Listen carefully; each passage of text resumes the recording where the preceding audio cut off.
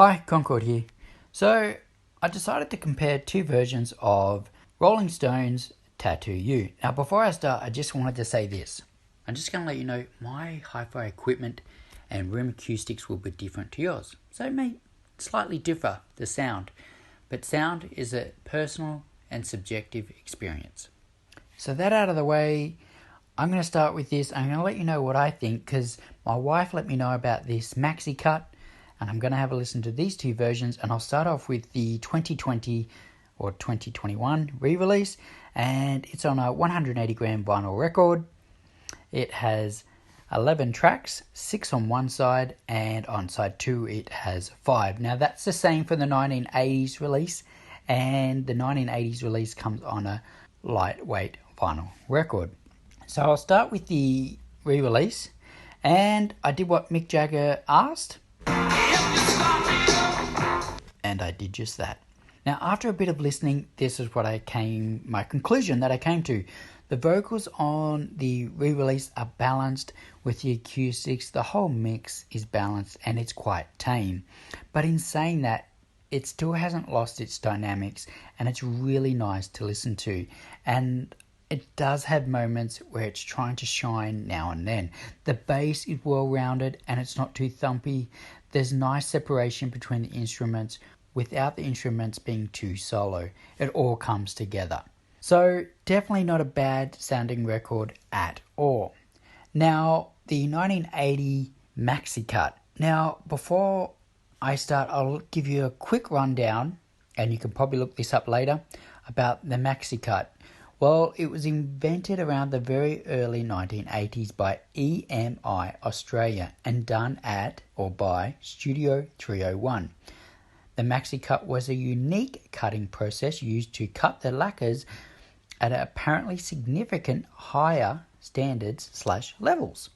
Once Studio 301 stopped cutting vinyl records, it's rumoured, I can't confirm, can't believe everything you read on the internet, that CBS Sony was their name at the time, got one, and the other maxi cut equipment ended up at the Australian National Film and Sound Archives.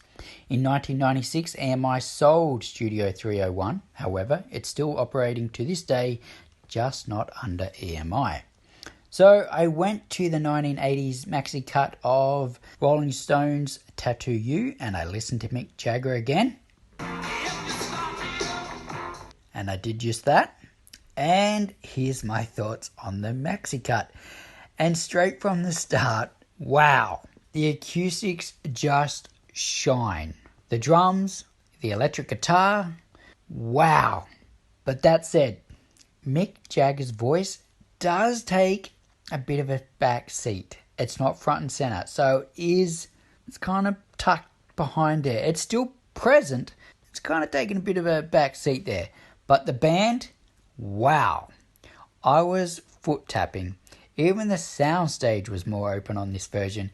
It actually, to sum it up, it felt like the recording studio. I was in the recording studio, and the recording studio didn't have much acoustic treatment. The record sounded quite authentic and real.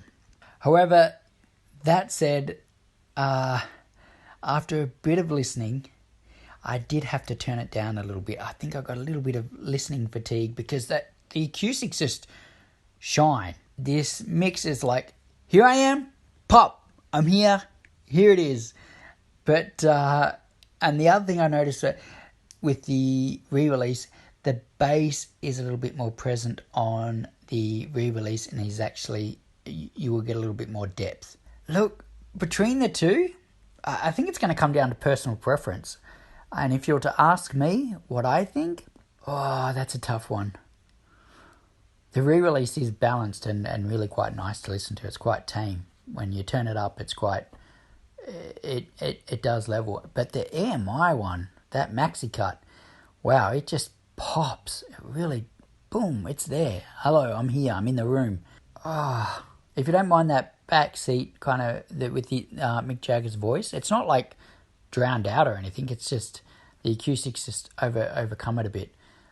I'm gonna have to go with the maxi cut on this one. I as I said, that's just me. It's going to come down to personal preference. But look, that's my thoughts. I can't wait to have a listen to the Queen maxi cut and have a listen to that. If you want to know my thoughts on that one, let me know in the comments, and I might be able to post my thoughts later on. And but look, if you come by to have my quick thoughts on these two versions, thanks, and thanks again for watching.